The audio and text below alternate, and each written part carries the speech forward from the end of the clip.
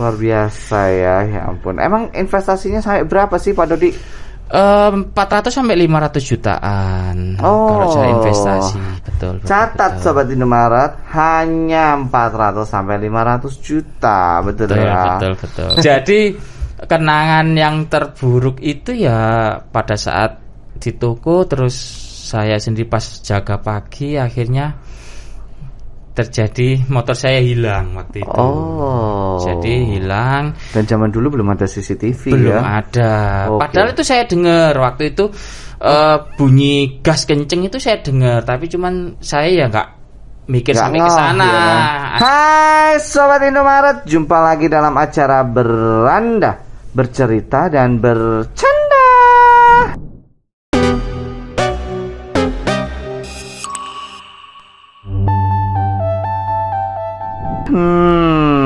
Mimi kali ini kedatangan tamu seru-seruan ya kan, karena bercerita tentang Indomaret yang ada di mana-mana ya kan. Mungkin Sobat Beranda banyak yang penasaran kan, itu Indomaret itu waralaba apa bukan sih ya kan.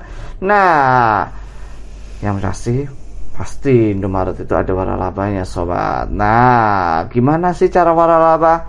Mimi kali ini punya teman seru-seruan. Halo Pak Dodi. Halo. Apa kabar Pak Dodi? Baik selalu. Pak Dodi ini di bagian apa sih? Bagian marketing franchise cabang Gresik. Pas banget kan sobat, saya dapat narasumber ya.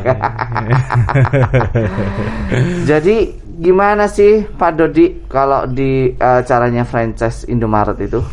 Franchise simple sebetulnya, ya minimal kita ada lokasi, terus kita coba ajukan. Yang pasti ya ada modal yang harus disiapkan selain ada lokasi. Ya yang pasti nanti juga posisinya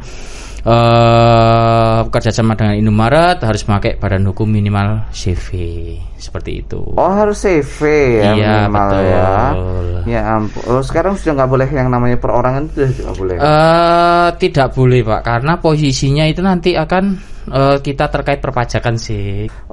Jadi udah nggak boleh ya? Nggak boleh, betul. Kalau perorangan gitu udah nggak boleh. Betul. Kalau koperasi gitu boleh nggak sih Pak Dodi? Masih boleh karena koperasi salah satu badan hukum juga. Iya. Tuh catat Sobat Indomaret, harus punya badan hukum kalau mau franchise, betul ya? Betul. Nah, kalau usulan lokasi itu harus diajukan dulu begitu ya? Iya betul. Berarti, karena kan nanti ada hasil analisa. Jadi tidak semua lokasi itu kita proses, karena kita juga melihat dari sisi kriteria lokasinya juga. Kalau lokasinya memang menurut secara hasil analisa Indomaretnya oke, ya kita proses seperti itu. Gitu. Jadi ada bedanya nggak sih ya Pak Dodi, Indomaret yang franchise dengan Indomaret yang pada umumnya ini? Kalau bisa kelihatan nggak bedanya? Kalau secara penampilan sih nggak kelihatan, tapi nanti di situ kan ya. Ada semacam kode toko ya yang membedakannya itu sih. Iya betul. Orang awam tidak bisa mengetahui. Iya betul. Tapi kalau dari segi pelayanannya atau sama, yang dijual? Betul. Sama saja. Iya. Tuh makanya sama. Makanya sulit sekali membedakan itu betul. dan franchise. Iya, semua kita pelayanan sama, tidak membedakan franchise sama milik Indomaret sendiri. Betul. Semua pokoknya yang terbaik. Oke. Kalau nggak ada lokasi, Pak Dodi? Ya salah satunya nanti ada take over namanya. Take over itu peralihan dari toko Indomaret yang sudah berdiri, yang sudah berjalan, dialihkan ke pihak investor. Itu salah satu salah satu jalan untuk investor yang tidak ready lokasi sih sebetulnya. Tidak ready, tidak lokasi. punya lokasi. Ya, Oke. jadi salah satunya kalau mau investasi tapi tidak ada lokasi lah dengan cara take over tersebut. Oh, berarti Gitu. statusnya sewa begitu. Iya, betul Sewa betul. lokasinya Sewa lokasi. ya. Betul. Oh, iya iya Gitu. iya. Berarti otomatis, tapi kalau take over itu sudah jalan, Iya, gitu sudah ya. jalan, sudah tahu historinya kan, seperti itu. Jadi lebih settle, lebih aman. Oh, kenapa sih Pak? Apa? Bisa jelasin nggak sih menariknya franchise Indomaret itu apa? Kalau franchise Indomaret menurut saya ya menariknya satu karena brandingnya juga kuat Oke. di sini. Terus yang kedua investor itu tidak direpotin untuk operasional tokonya. Oh, sudah ada sistemnya. Betul, sudah ada sistem yang Sudah ada sistem yang istilah yang mumpuni ya. betul. Jadi investor tinggal dimudahkan, beliau hanya posisinya melihat dari hasil laporan, analisa, baru di situ kita komunikasi lebih lanjut terkait performa toko. Oh, Itu sih yang menurut saya karena kan usaha tapi benar-benar tidak ikut passive terjun income. gitu, betul. Passive income Iya, banget ya. betul. Jadi ya memang pingin punya usaha, pingin buka lowongan kerja juga Iya, ya kan. Betul, betul. Oh wow. Jadi sebenarnya franchise itu juga untuk wadah untuk berbagi juga ya. Iya, bisa jadi seperti itu.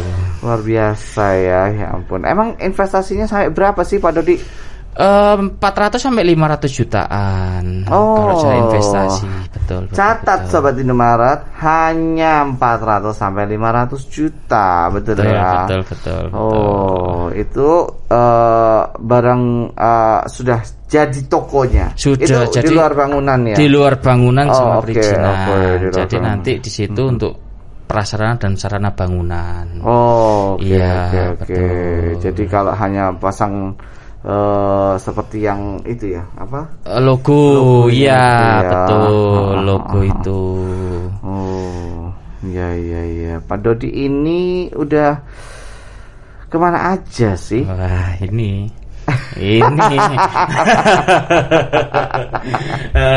ya, yang pasti sudah beberapa cabang yang sudah oke. singgahi lah. Gitu. Ada kejadian unik nggak sih kalau di marketing franchise selama Pak Dodi di marketing franchise ini? Kalau unik sih tidak bisa dikatakan unik ya. Jadi kalau marketing franchise itu enaknya bebas bergerak. Oh. Jadi bebas bergerak juga ketemu dengan relasi yang memang kita harus benar-benar di situ untuk menjelaskan apa sih itu Indomaret. Itu tantangannya di sana. Jadi kan tidak semua investor itu tahu betul apa itu Indomaret lah. Disitulah tantangan kita untuk menjelaskan Indomaret itu seperti gimana sih, terus daya tariknya kayak gimana sih gitu. Itu istilahnya tantangan buat kita di sana. Jadi tantangannya ya memang ketemu beragam para calon-calon investor, betul. begitu ya. Luar biasa banget ya. Terus kalau misalkan kalau tadi kita bicara tentang biaya ya kan, yang boleh franchise itu sopo to Pak? Siapa to Pak Dodi? Yang pasti WNI ya, itu pasti. Yang pasti juga nanti harus berjalan hukum yang seperti dijelaskan di awal tadi. Itu sih seperti itu. Iya. Aduh, Pak Dodi ini masuk Indomaret itu memang dulu langsung angan-angan awalnya memang pengen di Indomaret begitu. Ini flashback sedikit ya. Iya. Jadi kalau waktu itu memang ada dua pilihan sih, dan akhirnya saya memilih Indomaret karena waktu itu waktu saya kecil itu saya senang belanja di Indomaret, masalahnya seperti itu. Jadi waktu itu ada dua pilihan setelah lulus pendidikan terus kerja, ya saya pilih Indomaret memang. Gitu, kebetulan kok ada Indomaret memang di dekat rumah gitu. Jadi akhirnya saya pilih Indomaret. Oh. Iya, betul. Jadi ketika melamar langsung ke Indomaret waktu itu berarti. Betul. Langsung sekali saja atau karena kalau berdasar episode sebelumnya ya kan. Ada yang sudah sempat terlambat. Jadi ketika datang, ternyata proses rekrutmen sudah tutup, ya kan? Kalau Pak Dodi bagaimana Pak? Waktu itu ya saya proses melamar terus sampai keterima itu ya sekali aja sih.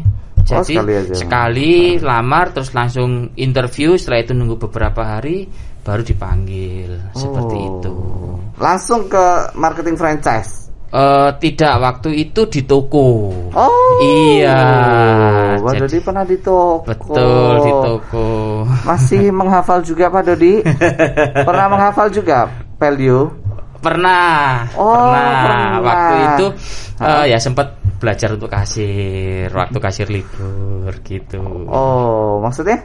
Jadi kan dulu kasir kalau libur kan harus ada pengganti. Oke. Nah, waktu itu ditunjuk siapa yang harus menggantiin kasir. Lah kebetulan waktu itu saya ya ditunjuk sebagai kasir. Tenang aja Pak, tenang Pak. Nanti ngobrol itu.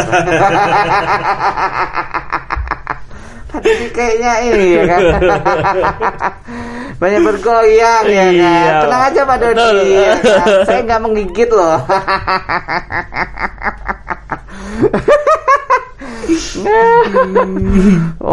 Jadi sempat di toko dulu. Iya, di toko. Dan sempat menghafal value jadi ketika jadi kasir itu ya. Iya. Berarti sempat jadi ngasirin. Dulu udah ada berarti cowok ngasirin itu udah ada. Udah ada ya dari zaman dulu ya. Iya. Saya kira baru Indomaret zaman semakin kesini. Tapi benar juga ya kalau Pak Dodi ini di toko dulu nggak pernah dong ya sendirian tidak ada ceweknya sama sekali gitu? Nggak ada, pasti ada cewek. Pasti ada cewek. Kenangan apa sih yang kenangan terindah di toko Pak? Kenangan terindah itu pada saat tutup bulanan sama SO biasanya. Wow, apa itu? Di situ kita kumpul sampai pagi karena kan SO stock opnam itu, Pak. Betul, stock opnam itu. Jadi stock opnam itu biasanya kalau dulu kan sampai pagi. Jadi datangnya itu malam, SO-nya sampai pagi, kita di situ istilahnya begadang. Begadang sampai pagi terus paginya kerja lagi. Lah itu tantangannya di sana. Iya, pengalaman yang luar biasa tidak bisa itu. Terlupakan ya. Betul. Ternyata ya kan hal yang sulit zaman dulu itu ya kan itu bisa jadi kenangan terindah ya. Iya. Yang nggak bisa ditemuin sekarang. Yang nggak bisa ditemuin sekarang loh ya kan. Jadi sobat Indomaret yang merasa berkeluh kesah ya kan di toko. Nih. Dia malah kangen ya kan kalau di situ ya kan. Pernah cinlok nggak Pak di toko? Nggak pernah.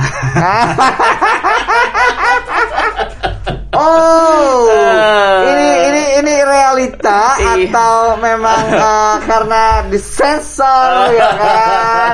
Takut kena mantan terindah itu terkuat di sini atau bagaimana itu? Realita itu realita. Realita ya.